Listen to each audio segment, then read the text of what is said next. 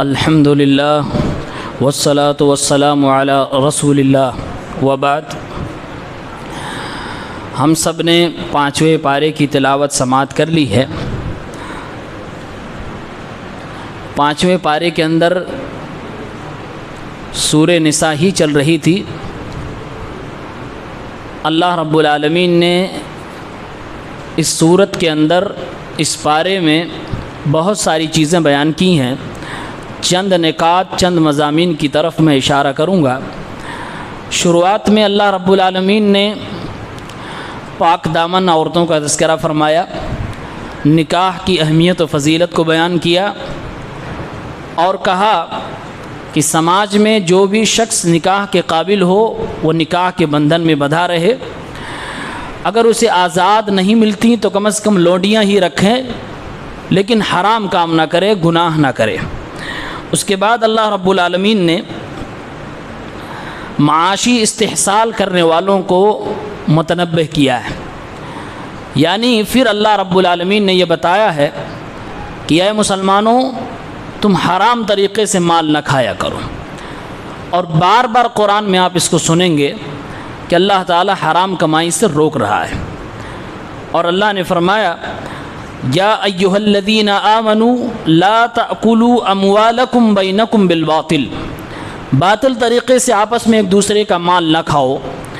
اس لفظ باطل کے اندر تمام حرام کاروبار داخل ہو جاتے ہیں، سب سے اللہ نے منع فرمایا، کہا الا ان تکون تجارتا عن تراض منکم، وہ تجارت جو راضی خوشی طرفین سے ہوتی ہے وہ مال کھاؤ، وہ حلال کمائی کھاؤ۔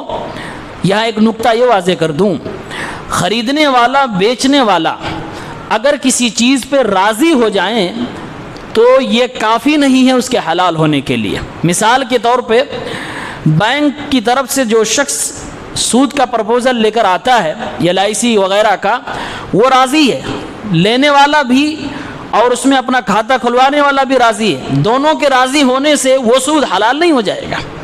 تو صرف راضی ہو جانے سے حلال نہیں ہوتا ہے، لیکن ہاں طرفین جب راضی ہوتے ہیں تو بہت سارے حرام کاروبار سے وہ بچ جاتے ہیں، کیونکہ کوئی بھی آدمی دنیا میں نہیں چاہتا کہ میں ٹھگا جاؤں، اور عام طور سے جہاں زیادہ کمائی ہوتی ہے حرام کے ذریعے سے وہاں ٹھگی ہوتی ہے، تو اگلا تو کم سے کم راضی نہیں ہوگا۔ اس لیے اللہ تعالیٰ نے کہا کہ طرفین سے جو رضامندی کے ساتھ ہو وہ تجارت کرو، بشرطے کی شریعت میں وہ تجارت حلال ہو۔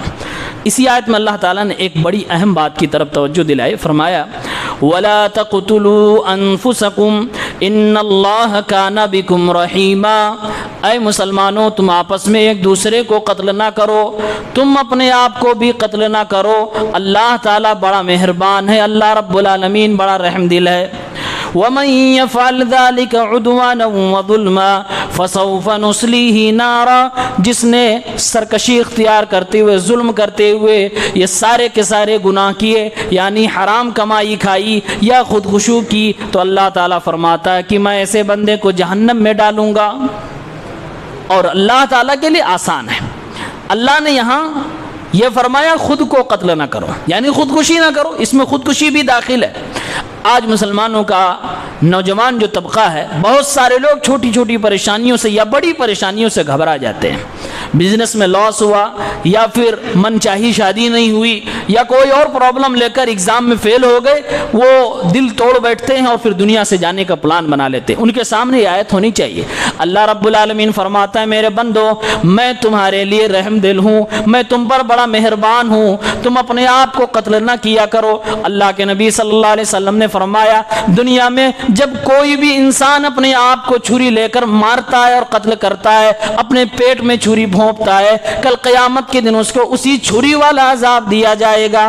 اللہ کے نبی نے فرمایا جب دنیا میں کوئی شخص زہر کی ڈبی لے کر زہر پیتا ہے اور اس کے ذریعے سے مرتا ہے، کل قیامت کے دن اللہ تعالیٰ جہنم میں زہر کھانے کا اسے عذاب دے گا۔ اگر کوئی شخص پہاڑ کی بلندی سے نیچے کود کر اپنے آپ کو مارتا ہے، یعنی اس طرح سے خودکشی کرتا ہے، اسی طرح کی سزا اسے بھی قیامت کے دن دی جائے گی۔ اللہ کے نبی صلی اللہ علیہ وسلم نے یہاں تک فرمایا من قتل نفسه بِشَيْءٍ عُذِّبَ بِهِ يَوْمَ الْقِيَامَةِ، دنیا میں جس انداز سے جس طریقے سے انسان خودکشی کرے گا، آتمہتیا کرے گا، اسی طریقے کا اسے عذاب دیا جائے گا۔ اسلام میں حرام ہے، کبیرہ گناہ ہے خودکشی کرنا۔ مسلمان بزدل نہیں ہوا کرتا، خودکشی کرنے والے ہمیشہ بزدل ہوا کرتے ہیں، اور تقدیر پر جس کا ایمان ہو اس کے لیے پریشانی کون سی بڑی چیز ہے؟ یہ تو دنیا ہے، آنی ہے، آئے گی، تھوڑی دن کے بعد بدل جائے گی۔ اللہ نے فرمایا تِلْكَ الْأَيَّامُ نُدَاوِلُهَا بَيْنَ النَّاسِ، اے میرے بندو گھبرایا نہ کرو، یہ دن ہے میں بدلتا رہتا ہوں، کبھی سردی کبھی گرمی، یہ کبھی نرم کبھی گرم ہوتا رہتا ہے، زندگی میں کبھی خوشیاں کبھی غمی آتی رہتی ہیں، تم گھبرایا نہ کرو، حالات کا سامنا کرنے کا جذبہ رکھو، دل رکھو، تقدیر پر ایمان ہونا چاہیے۔ اس کے بعد اللہ رب العالمین نے گھریلو مسائل کو ذکر کرتے ہوئے میاں بیوی کی زندگی کے حوالے سے گفتگو کرتے ہوئے فرمایا کہ مرد عورتوں کا نگہبان ہوتا ہے، نگراں ہوتا ہے دو وجہوں کی وجہ سے۔ عورتوں پر مرد اغوا کیوں ہے؟ دو وجہ اللہ نے بیان فرمائے۔ کہا ایک وجہ یہ ہے کہ اللہ تعالیٰ نے مردوں کو جسم کے اعتبار سے، عقل کے اعتبار سے، مشکلات و مصیبتوں کو سامنا کرنے کے اعتبار سے، کلیجے کے اعتبار سے عورتوں سے مضبوط بنایا ہے، اور یہ فطرت ہے، چاہے عورتیں مانیں یا نہ مانیں، لیکن یہ سچائی ہے۔ دوسری وجہ کہ اللہ تعالیٰ نے مردوں کے اوپر خرچہ کرنے کی ذمہ داری ڈالی ہے، عورتوں پر ایک پیسے کے خرچ کی ذمہ داری نہیں ڈالی ہے۔ ان دونوں وجوہات کی بنیاد پر اللہ نے مرد کو فوقیت دی ہے۔ اب اللہ تعالیٰ آگے فرماتا ہے جب مرد اغوا ہے، سردار ہے، ہر گھر میں مرد ہوتے ہیں اور مردوں اور عورتوں سے ہی گھر بنتا ہے، تو اللہ تعالیٰ کہتا ہے کہ مرد کی سرداری کو گھر والوں کو ماننا چاہیے۔ فرمایا نیک عورت کون ہوتی ہے؟ فالصالحات قانتات حافظات للغیب بما حفظ اللہ، نیک عورتیں وہ عورتیں ہوا کرتی ہیں جو اپنے شوہروں کی فرما بردار ہوتی ہیں، شوہر کی غیر موجودگی میں اس کے عزت و آبرو اور اس کے مال و دولت، اس کے اولاد کی حفاظت کیا کرتی ہیں۔ اب آگے اللہ تعالیٰ نے فرمایا جب مرد نگراں ہے، عورتوں کی ذمہ داری ہے فرما برداری کرنا۔ اگر عورت سرکشی کرنے لگے اور راستے سے بھٹکنے لگے، شوہر کی نافرمانی کرنے لگے، تو شوہر کیسے عورت کو ڈیل کرے گا؟ اللہ تعالیٰ نے وہ حل بتایا۔ فرمایا واللاتی تخافون نشوزہن فعظوہن واہجروہن فی المضاجع واضربوہن، فرمایا اگر تم عورتوں کی نافرمانی سے، ان کی زیادتی سے تمہیں خوف ہے، تو اللہ نے فرمایا پہلے ان عورتوں کو نصیحت کرو، پہلے انہیں سمجھاؤ، سمجھانے پہ بھی نہ مانے تو بستر الگ کر لو، ان سے جسمانی تعلقات نہ قائم کرو، اور اگر اس سے بھی نہ مانے تو پھر انہیں مارو، ایسی مارو کہ جس طرح سے اس کے جسم پہ زیادہ زخم نہ لگے، جانوروں کی طرح نہیں مارنا، بس ڈرانا مقصود ہے کہ عورت ڈر جائے۔ یہ 3 اسٹیپ اللہ نے بیان کیے، اور اس کے بعد اللہ نے فرمایا کہ یہ 3 کام کرنے کے بعد عموماً عورت سنبھل جائے گی، سدھر جائے گی۔ فَإِنْ أَطَعْنَكُمْ فَلَا تَبْغُوا عَلَيْهِنَّ سَبِيلًا إِنَّ اللَّهَ كَانَ عَلِيًّا كَبِيرًا، اے میرے بندو، اے مرد حضرات جن کو اللہ نے شوہر بنایا، فرمایا اگر یہ 3 کام کرنے کے بعد بیوی سدھر جائے، صحیح راستے پہ آ جائے، تو اس کے ساتھ ظلم نہ کرو۔ اگر ظلم کرو گے تو جان لو کہ تمہارے اوپر بھی اللہ تعالیٰ ہے، اللہ رب العالمین تم سے بڑا ہے، اللہ تعالیٰ تم سے بلند ہے، یعنی حساب اللہ کو دینا پڑے گا۔ یہ سب کرنے کے بعد اگر عورت نہیں سدھرتی ہے، ایک اگلا اسٹیپ اللہ رب العالمین نے بتایا کہ دونوں طرف سے، یہ لڑکی والے کی طرف سے، لڑکے والے کی طرف سے 2 سلجھے ہوئے لوگوں کو بلایا جائے جن کو صلح کرنے اور فیصلہ کروانے کی چھمتا ہو۔ فرمایا ان کو بلا کر اور صلح کروائی جائے، دونوں میں میل ملاپ کرایا جائے۔ وَإِنْ خِفْتُمْ شِقَاقَ بَيْنِهِمَا فَابْعَثُوا حَكَمًا مِّنْ أَهْلِهِ وَحَكَمًا مِّنْ أَهْلِهَا، اگر اس کے باوجود تم ڈر رہے ہو کہ دشمنی بڑھتی چلی جائے گی، نافرمانی یہ عورت کرتی ہی رہے گی، تو ادھر سے ایک حکم ادھر سے ایک حکم بلاؤ اور فیصلے کروا لو۔ فرمایا اللہ نے ان یرید اصلاح یوفق اللہ بینہما، یہ رشتہ اتنا پیارا ہے، اس رشتے میں اتنی محبت ہوتی ہے کہ اگر ان دونوں کی نیتیں صحیح ہو اور سمجھانے والے حاکموں کی نیتیں صحیح ہو تو اللہ تعالیٰ ضرور دونوں میں صلح کر دے گا، دونوں کا دل پھر سے ملا دے گا۔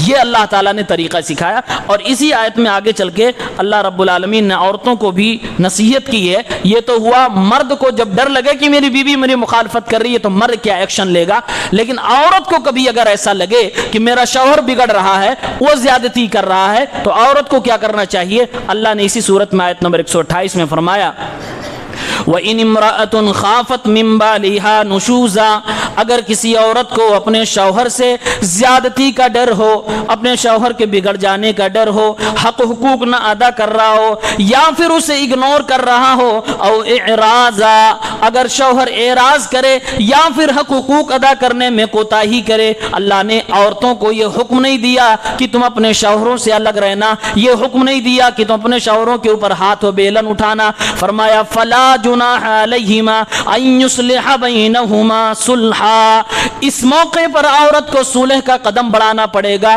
اپنے شوہر کے پاس خود جانا پڑے گا، اور اللہ نے فرمایا دونوں کو مل جل کے صلح کر لینی چاہیے، والصلح خیر، اور صلح سے اچھی کوئی چیز نہیں ہے، صلح کرنا تو بڑی اچھی بات ہے، وَأُحْضِرَتِ الْأَنفُسُ الشُّحَّ، اللہ نے فرمایا ہر نفس کو، ہر آدمی کو اپنے پسند کی چیز قلت لگی ہوتی ہے، ہر شخص کو اپنا مفاد اچھا لگتا ہے، اس لیے عورت کو بھی مرد کو بھی دونوں کو ایک دوسرے کی ضرورت کو سمجھنا چاہیے، وَإِن تُحْسِنُوا وَتَتَّقُوا فَإِنَّ اللَّهَ كَانَ بِمَا تَعْمَلُونَ خَبِيرًا، اگر احسان کرنے کا سوچ لو، تقوی اختیار کر لو تو تمہارا سارا کام حل ہو سکتا ہے۔ یاد رکھو کہ اللہ تعالیٰ ساری چیزوں کو جانتا ہے جو تم اپنے گھر کے اندر کر رہے ہو، اس طرح سے گھر کا ماحول صحیح ہو جائے گا۔ دونوں طرف سے اللہ رب العالمین نے معاملے کو صحیح فرمایا۔ اس کے بعد اللہ تعالیٰ نے یہ بتایا کہ مسجد میں آنے کا کیا ادب ہے۔ مسجد اللہ کا گھر ہے، اس میں آنے کا ایک ادب ہے، اس کا ایک احترام ہے، وہ احترام باقی رکھیں۔ اللہ نے کہا کہ ناپاکی کی حالت میں مسجد میں نہ آئیں، اور دوسرا پاگل پن کی حالت میں نہ آئیں، پورے ہوش میں آئیں اور پاک ہو کر آئیں۔ فرمایا اللہ تعالیٰ نے یا ایھا الذین آمنوا لا تقربوا الصلاة وانتم سکارى حتى تعلموا ما تقولون، یہ اس وقت کی بات ہے جب شراب پوری طرح سے حرام نہیں ہوا تھا۔ اللہ نے فرمایا اے مسلمانوں، نماز پڑھنے اس وقت نہ آیا کرو جب تم نشے کی حالت میں ہو، ہاں جب تمہارا دماغ ٹھیک ہو جائے، نشہ اتر جائے اور تم سمجھنے لگو کہ ہم بول کیا رہے ہیں، تب مسجد میں آیا کرو۔ ولا جنوبا الا عابری سبیل، اور ناپاکی کی حالت میں، حالت جنابت میں مسجد میں نہ آیا کرو۔ ہاں اگر تمہارا گھر کا راستہ مسجد سے ہو کر گزرتا ہے، مجبوری کی حالت میں راستے کے طور پہ مسجد سے گزر سکتے ہو، حتی تغتسلوا، غسل کر کے ہی مسجد میں آیا کرو۔ پھر آگے اللہ تعالیٰ نے فرمایا اگر غسل کرنے کے لیے پانی نہ ہو، آپ ناپاک ہو تو تیمم کر لو، لیکن ناپاک ہو کے مسجد میں نہ آیا کرو۔ فرمایا وَإِن كُنتُم مَرْضَىٰ أَوْ عَلَىٰ سَفَرٍ أَوْ جَاءَ أَحَدٌ مِّنكُم مِّنَ الْغَائِطِ أَوْ لَامَسْتُمُ النِّسَاءَ فَلَمْ تَجِدُوا مَاءً فَتَيَمَّمُوا صَعِيدًا طَيِّبًا فَامْسَحُوا بِوُجُوهِكُمْ وَأَيْدِيكُمْ إِنَّ اللَّهَ كَانَ عَفُوًّا غَفُورًا، کہ اگر تمہیں پانی نہ ملے یا پانی تمہارے لیے نقصان دہ ہو، بیماری لگ سکتی ہو، اور تمہیں کوئی پاک مٹی مل جائے تو تم تیمم کر لو، مٹی پر ہاتھ مارو اور اس کے بعد اپنے چہرے کو اور اپنی دونوں ہتھیلی کو مل لو، اس طرح سے تیمم کمپلیٹ ہو جاتا ہے۔ پھر یہ پاکی اختیار کر کے مسجد میں آؤ۔ اگر پانی نہ ملے تو مٹی سے پاکی اختیار کرو، لیکن ناپاک ہو کے مسجد میں نہ آیا کرو، یہ مسجد کا احترام ہے۔ یہاں ایک بات میں یاد دلانا چاہتا ہوں، اللہ تعالیٰ نے کہا نشے کی حالت میں مسجد میں نہ ہو، اور ہمارے نبی صلی اللہ علیہ وسلم نے فرمایا لہسن اور پیاز کھا کر کچا والا مسجد میں نہ ہو، اس سے بدبو ہوتی ہے، اور جو یہ بدبو ہوتی ہے اس سے فرشتوں کو تکلیف ہوتی ہے، جس سے انسان کو تکلیف ہوتی ہے فرشتوں کو بھی اسی چیز سے تکلیف ہوتی ہے۔ اگر لہسن اور پیاز اور نشے کی حالت میں مسجد میں آنے سے منع کیا گیا ہے تو یاد رکھو جو لوگ سگریٹ پی کر، بیڑی پی کر، گٹکا کھا کر، منہ بدبودار لے کر مسجد میں چلے آتے ہیں، ان کے بارے میں شریعت کا کیا خیال ہوگا آپ اچھی طرح سے سمجھ سکتے ہیں۔ بدبودار منہ لے کر مسجد میں نہ آئے، خوشبو کا اہتمام کرے۔ اگر اللہ تعالیٰ نے نماز رکھا، خوشبو لگا کر مسجد میں آئے۔ مسجد ایک پاک جگہ ہے، مقدس جگہ ہے، اس کا احترام باقی رکھیں۔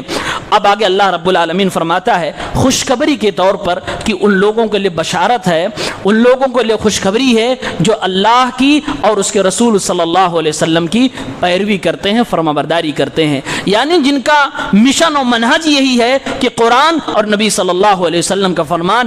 ایسے لوگ بڑے خوش نصیب ہیں، ان کو ساتھ ملے گا نبیوں کا، ان کو ساتھ ملے گا ابوبکر صدیق اور صدیقین کا، ان کو ساتھ ملے گا شہداء کا، ان کو ساتھ ملے گا نیک نیک لوگوں کا. فرمایا اللہ تعالیٰ نے وَمَن يُطِعِ اللَّهَ وَالرَّسُولَ فَأُولَٰئِكَ مَعَ الَّذِينَ أَنْعَمَ اللَّهُ عَلَيْهِمْ مِنَ النَّبِيِّينَ وَالصِّدِّيقِينَ وَالشُّهَدَاءِ وَالصَّالِحِينَ وَحَسُنَ أُولَٰئِكَ رَفِيقًا. جو اللہ کی اور اس کے رسول کی اطاعت کرتے ہیں، اللہ نے فرمایا وہ لوگ ان لوگوں کے ساتھ ہوں گے جن پر اللہ نے انعام کیا ہے. انعام ان کن پر کیا؟ نبیوں پر، صدیقین پہ، شہداء پہ، صالحین پہ. سورہ فاتحہ میں ہم نے دعا کی تھی اے اللہ صراط الذین انعمت علیہم، وہ راستہ دکھا جن لوگوں کے اوپر تو نے انعام کیا، ان کا راستہ دکھا. یہی لوگ ہیں جن پر اللہ نے انعام کیا، یعنی کہ جو قرآن پر اللہ کے نبی کی حدیثوں پہ عمل کرنے والے ہیں وہی لوگ سچ میں اللہ کے انعام یافتہ بندوں کے ساتھ جنت میں جانے والے ہیں. اسی صورت میں اللہ تعالیٰ نے فرمایا یا ایھا الذین آمنوا اطیعوا اللہ واطیعوا الرسول واولی الامر منکم. اے ایمان والو اللہ کی اطاعت کرو، رسول اللہ صلی اللہ علیہ وسلم کی اطاعت کرو، اپنے حاکموں اور اپنے عالموں کی اطاعت کرو. اگر پھر بھی اختلاف ہو جائے پلٹ کر قرآن کی طرف اور اللہ کے نبی صلی اللہ علیہ وسلم کے فرمان کی طرف چلے جاؤ. بلکہ اللہ کے نبی صلی اللہ علیہ وسلم کی عزت و احترام اور آپ کی حدیثوں کے حوالے سے اللہ نے یہاں تک فرمایا فلا وربک لا یؤمنون حتی یحکموک فیما شجر بینہم. وہ انسان کبھی مومن ہو ہی نہیں سکتا جس کو نبی کی باتوں پہ شک ہو، نبی کو اپنا جج نہ مانے، نبی کو اپنا فیصل نہ مانے، نبی کو اپنا حاکم نہ مانے. اسی صورت میں یہ بھی پڑھا گیا وَمَن يُشَاقِقِ الرَّسُولَ مِن بَعْدِ مَا تَبَيَّنَ لَهُ الْهُدَى وَيَتَّبِعْ غَيْرَ سَبِيلِ الْمُؤْمِنِينَ. اللہ نے فرمایا جو میرے رسول کی مخالفت کریں گے ہدایت کے واضح ہو جانے کے بعد اور صحابہ کرام کے منہج کو راستے کو چھوڑ کر کسی اور طریقے پہ چلیں گے تو وہ جہاں جانا چاہتے ہیں جائیں، مجھے کوئی پرواہ نہیں. نُوَلِّهِ مَا تَوَلَّى، ہم ان کا رخ اسی طرف موڑ دیں گے جس طرف جانا چاہتے ہیں. لیکن یاد رکھیں وَنُصْلِهِ جَهَنَّمَ مَكِينٌ، میں ان کو ہم جہنم لے جائیں گے اور جہنم بہت بری جگہ ہے. تو خوشخبری ان لوگوں کے لیے جو قرآن کو اور نبی صلی اللہ علیہ وسلم کے فرمان پر عمل کرتے ہیں. اللہ تعالیٰ سے دعا کریں کہ اللہ تعالیٰ ہم سب کو اسی زمرے میں شامل فرمائے. اب آگے اللہ تعالیٰ نے ایک عقیدے والی بات بتلائی ہے کہ ہمارا آپ کی زندگی میں کبھی اچھائی ہوتی ہے، کبھی برائی ہوتی ہے، کبھی ہمارے ساتھ اچھا ہوتا ہے، کبھی ہمارے ساتھ برا ہوتا ہے. ایسے وقت میں ہمیں کیا عقیدہ رکھنا ہے؟ اچھائی کے بارے میں ہر بندہ کہتا ہے یا اللہ کی طرف سے، برائی کے بارے میں ہمیں کیا کہنا ہے، وہ کس کی طرف سے ہوتا ہے؟ تو اللہ تعالیٰ نے اس حوالے سے ذکر کیا کہ منافقین کیا کہتے تھے. فرمایا منافقین کہتے تھے ہادہ من عند اللہ، جب ان کے ساتھ کچھ اچھا ہوتا بولے اللہ کی طرف سے، اور جب ان کے ساتھ کچھ برا ہوتا تو کہتے ہادہ من عندک، اے محمد یہ تیری طرف سے ہے، یعنی تیری وجہ سے مصیبت آئی ہے، تجھ پر ایمان لائے تو مصیبت آئی ہے. یعنی اللہ کے نبی صلی اللہ علیہ وسلم کو، اسلام کو، صحابہ کو منحوس مانتے تھے. آج بھی ایسا ہوتا ہے، لوگ کہتے ہیں یہ مصیبت اس کی وجہ سے آئی ہے، یہ مصیبت جب سے یہ عورت گھر میں آئی ہے اس کی وجہ سے گھر میں پریشانیاں آ رہی ہیں. یعنی گھر کے کسی فرد کو، کسی انسان کو، اسلام کو، قرآن کو، نیک عمل کو، رمضان کو، تراویح کو، الگ الگ چیزوں کا آدمی منحوس ماننے لگے کہ اس کی وجہ سے ہمیں پریشانی آنے لگی ہے. تو اللہ تعالیٰ نے فرمایا قل کل من عند اللہ، اے نبی آپ فرما دیجئے کہ جو اچھائی یا برائی انسان کی زندگی میں ہوتی ہے وہ سب اللہ کی طرف سے ہوتا ہے. اچھا تمہارے ساتھ ہو تب بھی اللہ کی طرف سے، برا تمہارے ساتھ ہو تب بھی اللہ کی طرف سے ہے. اللہ تعالیٰ نے فرمایا ان لوگوں کو کیا ہو گیا ہے، لا یکادون یفقہون حدیثا، انہیں کیوں نہیں صاف ستھری بات سمجھ میں آتی ہے. فرمایا ما اصابک من حسنۃ فمن اللہ، اے نبی آپ کو جو اچھائی پہنچتی ہے یہ بھی اللہ کی طرف سے ہوتی ہے. وما اصابک من سیئۃ فمن نفسک، اور جو برائی آپ کو لاحق ہوتی ہے، جو پریشانی مسلمانوں کے ساتھ یا انسانوں کے ساتھ ہوتی ہے، یہ انسانوں کے اپنے گناہوں کی وجہ سے ہوتی ہے. ہوتی تو اللہ کی طرف سے ہے، اللہ کی مرضی سے ہوتی ہے، اللہ کی چاہت سے ہوتی ہے، لیکن وجہ ہمارے اور اپنے کالے کرتوت بنتے ہیں. عقیدہ اللہ تعالیٰ نے سورہ فاتحہ میں اسی بات کو سکھایا ہے. آپ دیکھیں اللہ تعالیٰ نے سورہ فاتحہ میں کہا کہ اے نبی آپ دعا کریے، ہم اور آپ سے کہا گیا دعا کریے کہ اللہ ہمیں ان کا راستہ دکھا جن پر تو نے انعام کیا. انعام تو نے کیا، باقاعدہ اللہ کی طرف انعام کو جوڑ کے کہا جا رہا ہے. لیکن جب آگے آیت آ رہی ہے غیر المغضوب علیہم ولا الضالین، اے اللہ ان کا راستہ نہ دکھا جن پر غضب کیا گیا، جن پر لعنت برسائی گئی. یہ نہیں کہا کہ جن پر تو نے غضب کیا، یہ نہیں کہا کہ جن پر تو نے لعنت برسائی، جن پر تو نے عذاب برسایا. سبق اللہ نے یہ دیا کہ اچھائی اور برائی سب اللہ کی طرف سے ہوتی ہے، لیکن اچھائی کو اللہ سے جوڑا جائے گا اور برائی کو اللہ سے نہیں جوڑا جائے گا، لیکن یہ عقیدہ ہوگا کہ اللہ ہی کی طرف سے ہے. یہ ادب ہے اللہ رب العالمین کے ساتھ کہ آپ کے ساتھ برا ہو تو یہ نہ کہیں کہ اللہ نے ہمارے ساتھ اتنا برا کر دیا. آپ یہ کہیں میرے کسی گناہ کی وجہ سے ایسا ہوا ہوگا، لیکن عقیدہ کیا ہونا چاہیے کہ اللہ کی اجازت کے بغیر اس روئے زمین پر کوئی پتا بھی نہیں ہلتا ہے. یہ اللہ رب العالمین نے تقدیر کے مسئلے کو مختصر انداز میں سمجھایا. پھر آگے اللہ تعالیٰ نے فرمایا آج ہم سب لوگوں کو کیا لگتا ہے کہ کسی کی طرف سے سفارش کرنا، کسی کی طرف سے کچھ جا کے کسی کے حمایت میں بولنا یہ انتہائی زیادہ بری بات ہے. ہر جگہ یہ برا نہیں ہوتا ہے. اگر غلط کام کے لیے آپ سفارش کرنے جا رہے ہیں تو حرام ہے، اگر اچھے کام کے لیے آپ سفارش کرنے جا رہے ہیں تو اچھی بات ہے. بلکہ بسا اوقات فرض ہو جاتا ہے کہ آپ کسی اچھے کام پر کسی کی سفارش کریں. اللہ نے اسی بات کو فرمایا من یشفع شفاعتا حسنۃ یکن لہ نصیب منہا، جو لوگ کسی کی اچھائی میں سفارش کر دیں گے تو ان کا بھی ان میں حصہ ہو جائے گا. اگر اچھے کام میں کسی کی سفارش کریں گے اور وہ بندہ نیکی کرے گا تو آپ کو بھی حساب سے نیکیاں ملتی رہیں گی. ومن یشفع شفاعتا سیئۃ یکن لہ کفل منہا، اور جو کسی برائی کے کام میں کسی کی سفارش کرے گا اس میں اس کا بھی حصہ لگ جائے گا. وکان اللہ علی کل شیء مقیتا، اللہ تعالی ہر چیز پہ نگہبان ہے. یعنی سفارش کرو لیکن اچھائی کے کام میں، برائی کے کام میں آپ کو سفارش نہیں کرنی ہے. آگے اللہ رب العالمین نے فرمایا اسلامی معاشرے کی جان ہوتی ہے عدل اور انصاف. عدل اور انصاف اگر آپ کے سماج میں، گھر میں اور آپ کی سوسائٹی میں نہیں ہے تو وہ معاشرہ اسلام کا معاشرہ نہیں ہے. اور عدل اور انصاف کی جان ہوتی ہے سچی گواہی. جس معاشرے میں جھوٹی گواہی دی جاتی ہو زندگی میں کبھی وہاں انصاف نہیں آ سکتا ہے، کبھی بھی وہاں غریبوں کا حق نہیں مل سکتا ہے، کبھی بھی وہاں کمزوروں کے ساتھ کھڑے والے لوگ آپ کو نہیں ملیں گے. اس لیے اللہ تعالیٰ نے نصیحت کی ہے یا ایھا الذین آمنوا کونوا قوامین بالقسط، اے ایمان والو انصاف کے ساتھ مضبوطی سے تھم جاؤ، جم جاؤ. شہداء للہ، اللہ کے لیے گواہی دیا کرو. ولو علی انفسکم، گواہی دیا کرو سچی گرچہ تمہارے خود کے خلاف جائے. او الوالدین، تمہارے ماں باپ کے خلاف جائے. والاقربین، تمہارے سگے رشتہ داروں کے خلاف جائے، لیکن ہمیشہ سچی گواہی دیا کرنا. ان یکن غنیا او فقیرا فاللہ اولی بہما، کبھی کبھی آدمی جھوٹی گواہی اس لیے دے دیتا کہ گواہی تو بڑے آدمی کی طرف سے دینی ہے، یعنی یہ بڑا آدمی ہے، بڑا رئیس ہے، اس کے حق میں لاؤ، جھوٹ بول دیتے ہیں کیونکہ بڑا آدمی پھنس جائے گا. اور کبھی کبھی آدمی غریبوں پہ ترس کھا کے جھوٹی گواہی غریب کی طرف سے دیتا ہے. اللہ نے فرمایا اگر تم امیری دیکھ کے جھوٹی گواہی دے رہے ہو یا غریبی دیکھ کے تم جھوٹی گواہی دے رہے ہو، یاد رکھو فاللہ اولی بہما، ان دونوں سے زیادہ قریبی رشتہ تو اللہ کا تمہارا ہے. تم اللہ کو کیسے بھول گئے اور جھوٹ پر کیسے تم تیار ہو گئے. فرمایا فلا تتبعوا الہوی ان تعدلوا، اے میرے بندوں اپنے نفس کی پیروی کرتے ہوئے تم ایسا نہ کرو کہ جب دل میں آیا سچ بول دیا، جب دل میں آیا جھوٹ بول دیا. جہاں جیسی مصلحت دیکھی اس طرح کی زبان نہ استعمال کیا کرو. فرمایا کہ تم کسی کے ساتھ نا انصافی کرنے کے لیے جھوٹ نہ بولا کرو. وَإِن تَلْؤُوا أَوْ تُعْرِضُوا، اگر تم جھوٹ بولو گے یا پھر سچی گواہی کو چھپاؤ گے. فَإِنَّ اللَّهَ كَانَ بِمَا تَعْمَلُونَ خَبِيرًا، یاد رکھو یہاں بچ جاؤ گے، یہاں مقدمہ جیت جاؤ گے، یہاں تم اپنے کلیگ کو بچا لو گے، لیکن کل قیامت کے دن اللہ جو ساری چیزوں کو ریکارڈ کر کے رکھا وہاں کیا جواب دو گے.